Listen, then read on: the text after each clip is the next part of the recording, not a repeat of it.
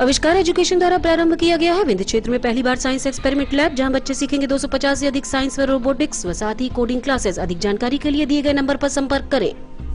नमस्कार, river 24 news में आपका स्वागत है। ताजा तरीन खबरों के साथ मैं शैलेंद्र। सबसे पहले प्रमुख खबरें। 3 आरोपियों के ऊपर गौवंश हत्या क्रूरता का मामला पंजीबद्ध। टीआरएस महाविद्यालय में कोरोना गाइडलाइन का पालन करते हुए परीक्षा का आयोजन। मोबाइल यूनिट द्वारा घर घर जाकर लगा रहे स्वास्थ्यकर्मी कोरोना का टीका। और आज 20 जुलाई को कोरोना संक्रमित मरीजों की कुल संख्या रीवा जिले में रही 136। खबरें विस्तार से। 3 आरोपियों के ऊपर गौवंश क्रूरता निवारण अधिनियम की धाराओं के तहत मामला पंजीबद्ध किया गया है।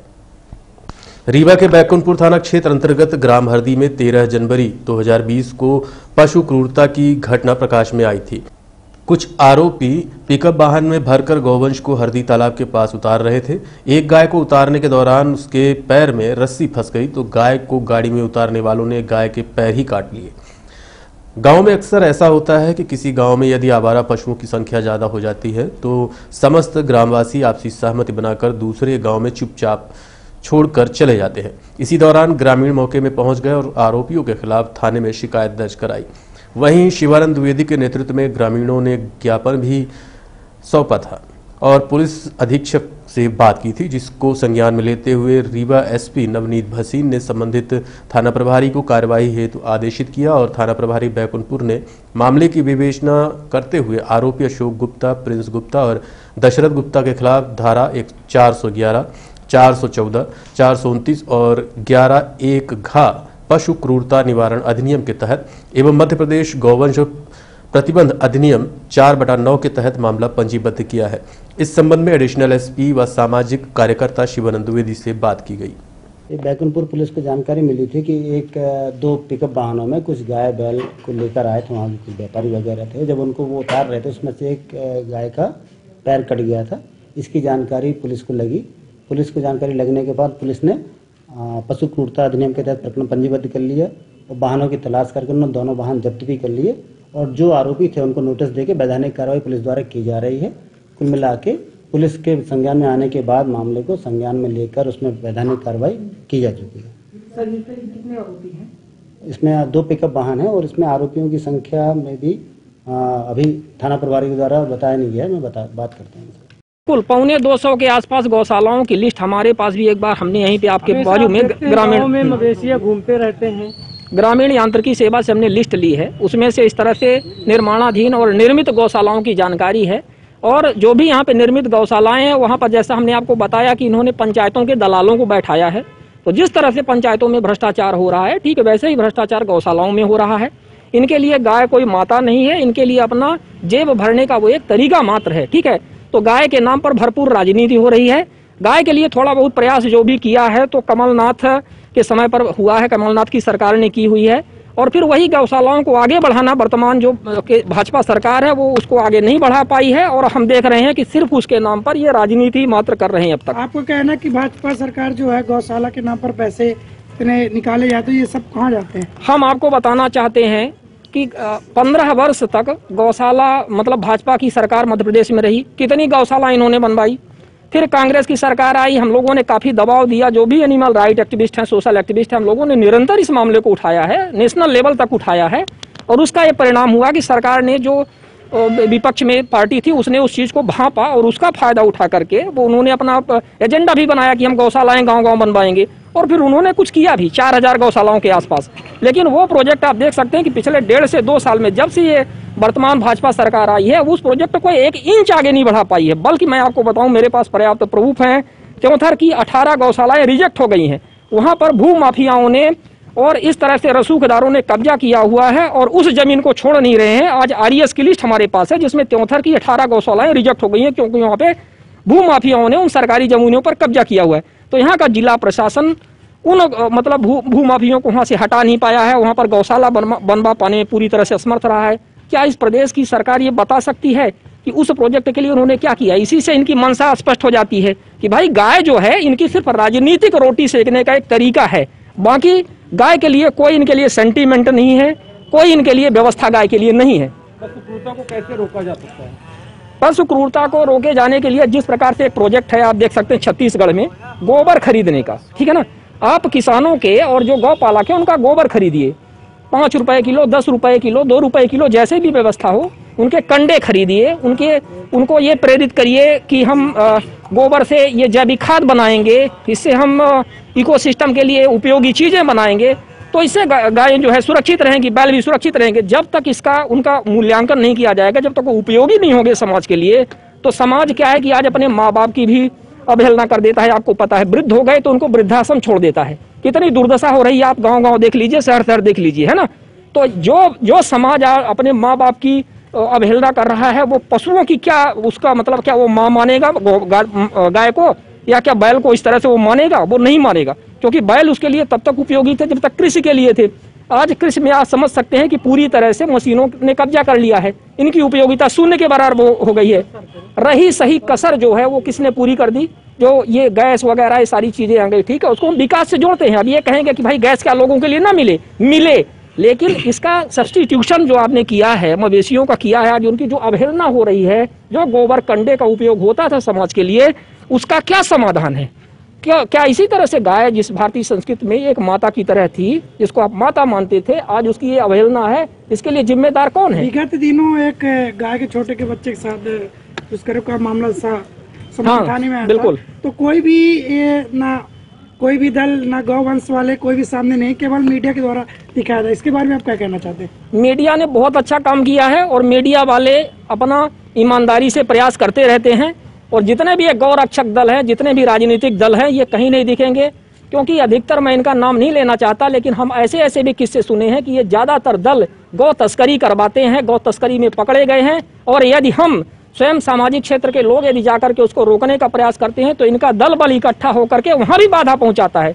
तो मैं ये बताऊंगा, बाकी ये सिर्फ नाम के दल हैं, क्योंकि यदि सही तरीके से काम करते तो आज भारत में गौवंश की इस तरह से दुर्दशा नहीं होती।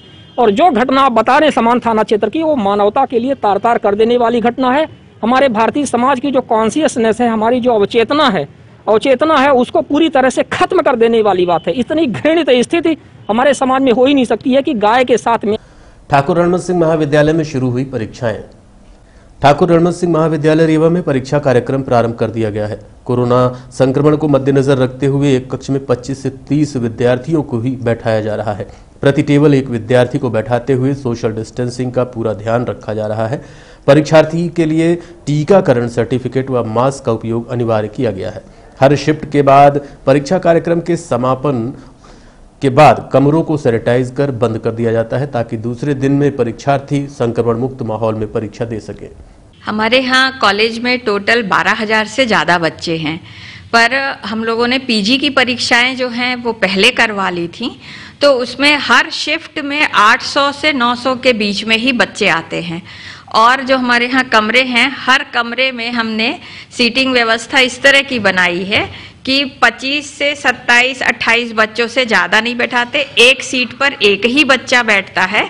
और इस तरह से पूरे दूरी को मेंटेन करते हुए बच्चे बैठकर परीक्षा दे रहे हैं। मास्क सबको अनिवार्य कर दिया गया है। इन्विजिलेटर्स या जो भी काम कर रहे हैं उन सबके लिए मास्क अनिवार्य है, छात्रों के लिए भी है। कमरों को हर शिफ्ट में सैनिटाइज करा दिया जाता है, और जब पूरी परीक्षा खत्म होती है तो शाम को भी सैनिटाइज करा के रूम्स बंद कर दिए जाते हैं, और जिससे कि दूसरे दिन जब वो आए बच्चे तो उनको किसी भी तरह का असुविधा ना हो। नहीं, यहाँ पर हम जैसे थर्मामीटर दिया हुआ है, तो वो जिनको बुखार है उनको वो चेक कर लेते हैं, पर अभी ऐसी कोई समस्या आई नहीं हमारे सामने। हमने वैसे अभी 1-2 दिन पहले यहाँ पर वैक्सीनेशन कैंप भी लगवाया था कि जो बच्चे छूट गए हैं या जिनका 18 साल से कम में थे, जो पहले नहीं लगवा पाए थे वैक्सीन, तो उनको भी सबको सारी सुविधा उपलब्ध कराई थी कॉलेज में कि आ करके वो वैक्सीन लगवा लें। बिना वैक्सीन वालों को भी मोबाइल यूनिट द्वारा घर घर जाकर टीकाकरण का कार्यक्रम चालू किया गया है। शासन प्रशासन कोरोना संक्रमण से बचाने हेतु हर संभव प्रयास कर रही है। कोशिश में लगी हुई है कि जिन्होंने अब तक टीका नहीं लगवाया या दूसरी डोज बाकी है, बूस्टर डोज का समय आ गया है। ये जानकारी स्वास्थ्य विभाग द्वारा घर घर जाकर दी जा रही है और प्राप्त भी की जा रही है, और जो जिस डोज का पात्र है उसे वैक्सीनेट किया जा रहा है। आज ऐसा ही नज़ारा रीवा के खुटेही मोहल्ले में देखने को मिला, जहां लगभग 60 लोगों को टीका लगवाया गया। इस दौरान संबंधित स्वास्थ्य अमले से बात की गई तो उन्होंने बताया कि डोर टू डोर अभियान के तहत 15 वर्ष के ऊपर के सभी लोगों को वैक्सीनेट किया जा रहा है। साथ ही सिटी केबल नेटवर्क रीवा 24 के माध्यम से टीकाकरण कराने की अपील भी की।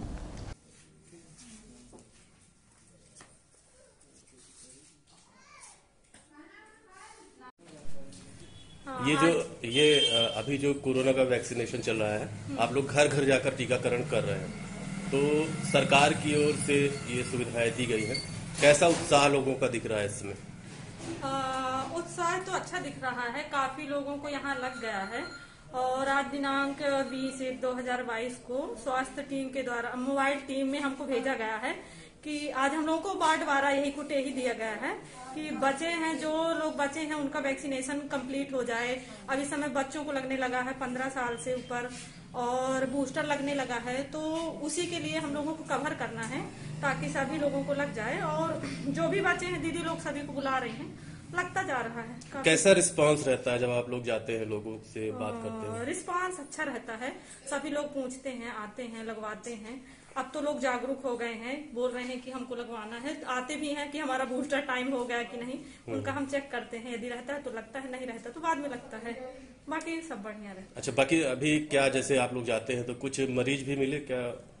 हाँ, काफी मरीज मिल जाते हैं जिनका भी हम गए थे कुटेही वन में, तो उनका स्पाइनल कार्ड में कुछ प्रॉब्लम थी, तो उन्होंने बोला कि आप आ जाइए, ऊपर लगवा लीजिए। तो हम लोग उनको गए और ऊपर लगाए। और नॉर्मल बीमारी वाले भी मिलते हैं, जैसे डायबिटीज, कैंसर है, तो इनको सभी को लगता है। मरीज मतलब मेरा कि कोरोना के मरीज तो नहीं मिले?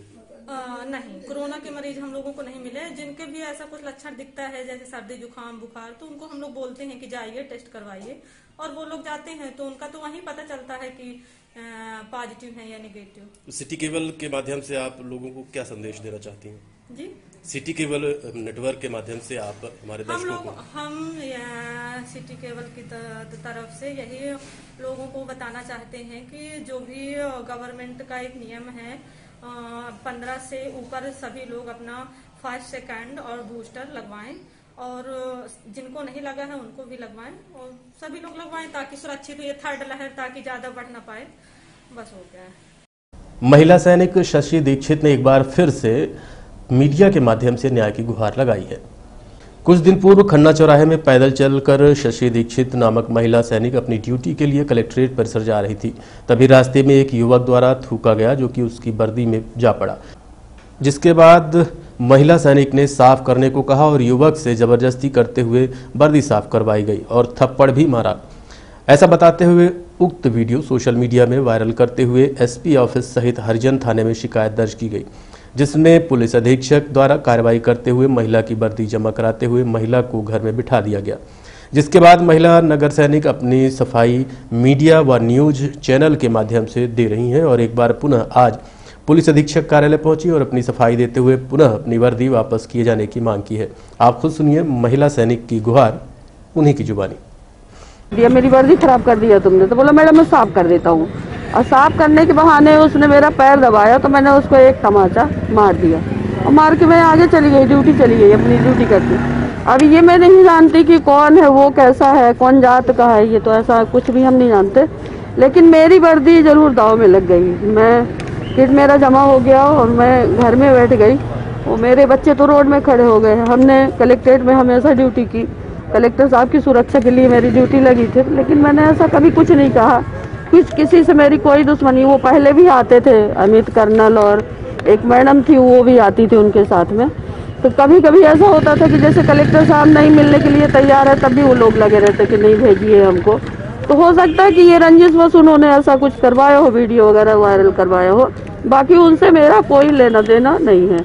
जब आपके ऊपर कार्रवाई हुई तो क्या आपने अपनी स्पष्टीकरण दिया था, अधिकारियों को बताया था? नहीं, मेरी तो कोई स्पष्टीकरण लिया ही नहीं, ना ही मैं कहीं गई हूँ। आज मैं एसपी साहब के पास आई हूँ आवेदन देने के लिए कि सर मुझे न्याय मिले। मैं मीडिया के माध्यम से यही कहना चाहती हूँ कि मुझे न्याय मिले और जो दोषी हो उसको सजा मिले।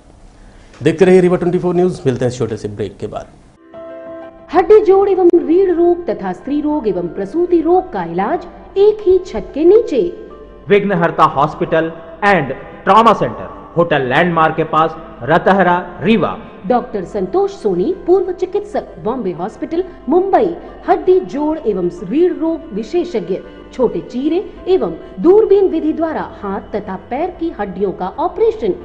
गठियाबात, जटिल एवं बिगड़े हुए फ्रैक्चर का बेहतर इलाज करते हैं डॉक्टर संतोष सोनी। विघ्नहर्ता हॉस्पिटल ट्रामा सेंटर में ही स्त्री एवं प्रसूत रोग विशेषज्ञ डॉक्टर शैलजा सोनी भी उपलब्ध हैं, जिनकी देखरेख में नॉर्मल डिलीवरी, सिजेरियन ऑपरेशन एवं बच्चेदानी से संबंधित ऑपरेशन की बेहतर सुविधा। संतानहीन दंपत्ति तत्काल संपर्क करें। विघ्नहर्ता hospital and trauma centre, hotel landmark के पास, रतहरा रीवा। सुविधाजनक एवं सफल इलाज हेतु आज ही संपर्क करें। विघ्नहर्ता hospital and trauma centre, hotel landmark के पास, रतहरा रीवा। मोबाइल नंबर 7828781983 अथवा 8462956774 पर। जिला मैच्योर वॉलीबॉल संघ रीवा के तत्वाधान में किया जाएगा वॉलीबॉल प्रीमियर लीग का आयोजन। जिला मैच्योर वॉलीबॉल संघ रीवा के तत्वाधान में रीवा के टीआरएस महाविद्यालय में T20 की तर्ज पर वॉलीबॉल प्रतियोगिता का आयोजन किया जाएगा, जिसमें प्रदेश भर के खिलाड़ियों को आमंत्रित किया गया है। इस आयोजन के संबंध में आयोजक समिति से बात की गई। इसे बहुत अच्छा करेंगे और अच्छा ज्यादा की संरक्षण। अगले साल से हम लोगों का इच्छा ये है कि इसको, जैसे अभी हमने MP लिया है, राज्य में लिया है, अगले साल ऑल इंडिया पूरे खिलाड़ियों को सिलेक्शन देंगे और जगह जगह हर संभाग लेवल पे जाके इन लोगों का सिलेक्शन करेंगे। आप लोगों को सहयोग अगर रहा तो और बढ़त करेंगे, बढ़त करेंगे। यदि ये इंडिया लेवल पे करेंगे तो आपको स्थान भी चयन करना पड़ेगा, उसके लिए क्या है कि उस हिसाब से टीमें आएंगी, उनकी व्यवस्थाओं को देखना पड़ेगा, तो इसके लिए कि आप लोग उनको योजना बनाइए। हाँ, योजना तो बन जाएगी। योजना बनाने में बहुत बड़ी चीज़ है। जैसे टीम अभी 96 आए, हम इंडिया लेवल का करेंगे तो 200 आएंगे। तो जैसे हमने 100 आदमियों को रुकने की, खाने की व्यवस्था की है, हम 200 आदमियों को करेंगे। एक जगह की बजाय दूसरी जगह हायर करेंगे कहीं।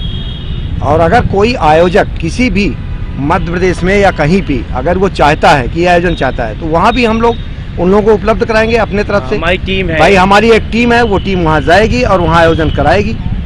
उस तरह से हम लोगों का खेल होगा। हम लोग जैसे हर एक खेल होता है, कभी बेंगलोर में हुआ, कभी कलकत्ता में हुआ, ऐसे ही हमारी एक आयोजन समिति है। हम उस आयोजन को अगले साल मध्य प्रदेश के कई जगहों पे जाके ग्वालियर, भोपाल, इंदौर में भी कराने में सक्षम हैं। और हम आपसे आशा यही करते हैं कि आप इस आयोजन में हमारा पूर्ण सहयोग प्रदान करें, जिससे हम इस आयोजन को अच्छे से करें। पूर्व विधायक सुखेंद्र सिंह बन्ना ने की पत्रकार वार्ता।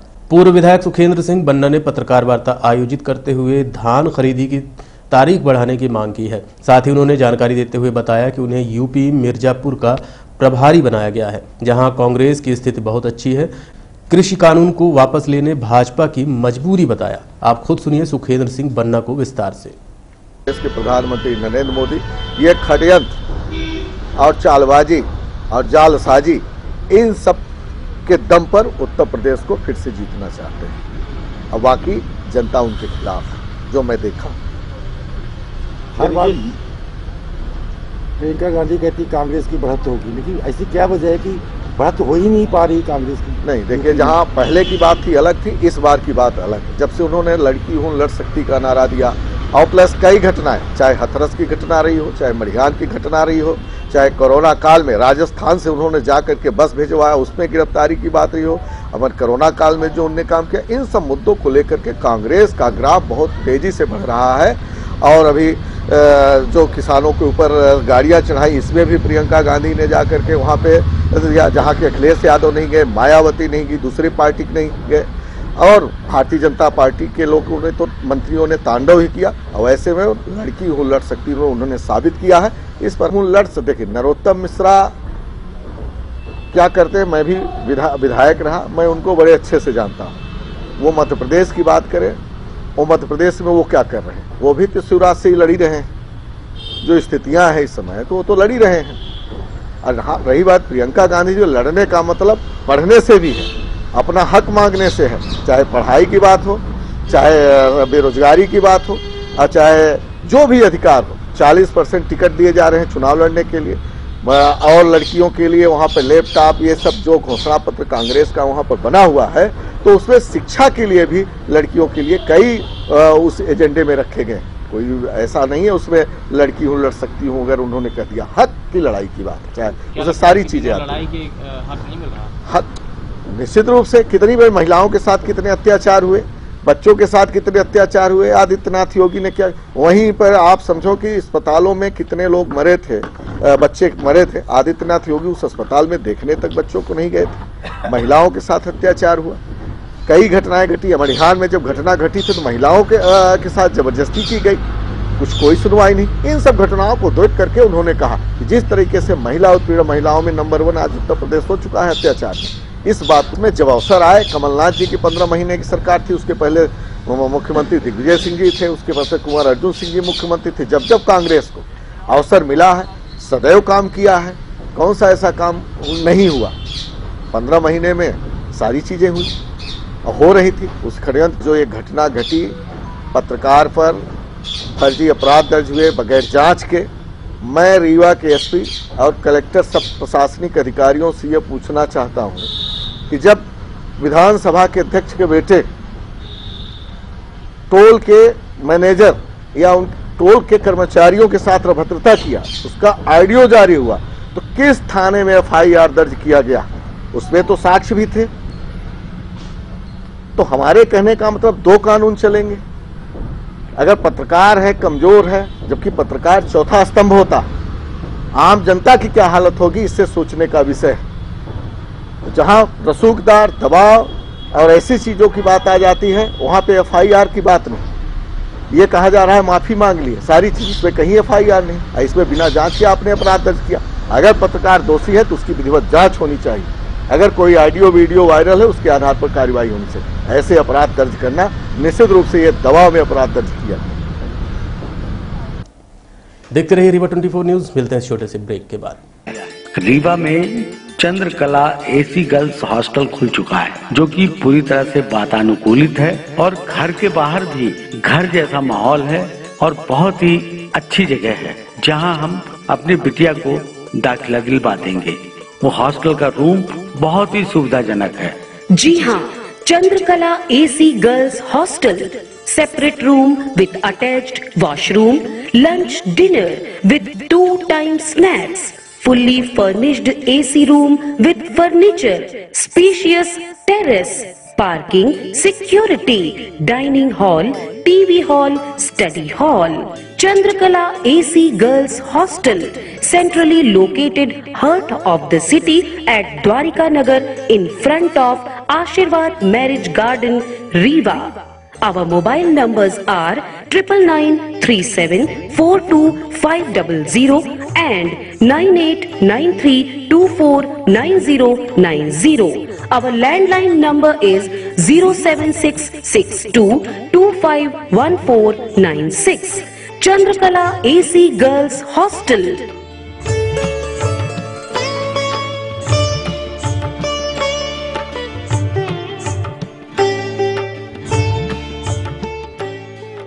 और हम नजर डालते हैं आज कोरोना अपडेट पर। आज 20 जनवरी को रीवा जिले में RT-PCR के 1466 सैंपल लिए गए, वहीं 85 एंटीजन हुई। पॉजिटिव मरीजों की संख्या कुल 136 पहुंची। सिटी केबल नेटवर्क रीवा 24 परिवार जिलावासियों से अपील करता है कि घर से बाहर निकले तो मास्क जरूर पहनें, साथ ही कोरोना गाइडलाइन का पालन करते हुए खुद भी सुरक्षित रहें और दूसरों को भी सुरक्षित करें। और अब चलने से पहले प्रमुख खबरें एक बार फिर। 3 आरोपियों के ऊपर गौवंश हत्या क्रूरता का मामला पंजीबद्ध। TRS महाविद्यालय में कोरोना गाइडलाइन का पालन करते हुए परीक्षा का आयोजन। मोबाइल टीम द्वारा घर घर जाकर लगा रहे स्वास्थ्यकर्मी कोरोना का टीका। और आज 20 जुलाई को कोरोना संक्रमित मरीजों की संख्या जिले में रही कुल 136। आज के अंक में इतना ही। देखते रहिए रीवा 24 न्यूज। नमस्कार।